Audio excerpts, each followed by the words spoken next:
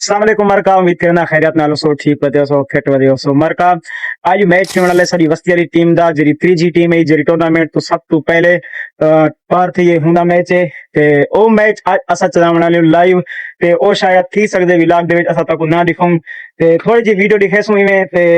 शायद थी सकदे ना भी दिखूं क्योंकि लगदा नहीं क्योंकि इधर लाइव चलेसू मोबाइल सारे ने है के ना ते आज आए वजह से वसल वादी प्यासे तेल भी मेरा दे पेन वार दिन थोड़े दे वसले नी मौसम में होता है तगड़ा दी प्यासे ते हम नया से दोस्त में नाल कजने दे नाल मैं थोड़ी जी में तक माहौल दिखूं जिहाद का माहौल ए जमीन है था ये तो बिल्कुल आली तैयार थी पी ए अपना मार्क कजन बेटे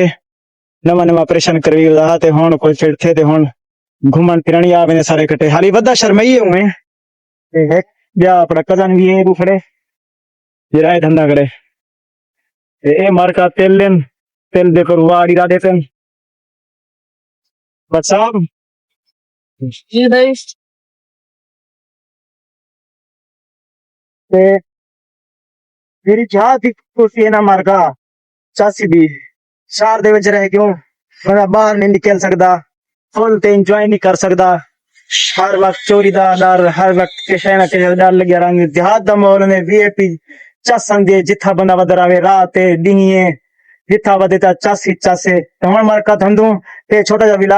विलाग देती एंड कर देती हूँ वीडियो को लाइक करो शेयर करो सब्सक्राइब करो मिलते हैं इंशाल्लाह अगले वीडियो के अल्लाह हाफिज।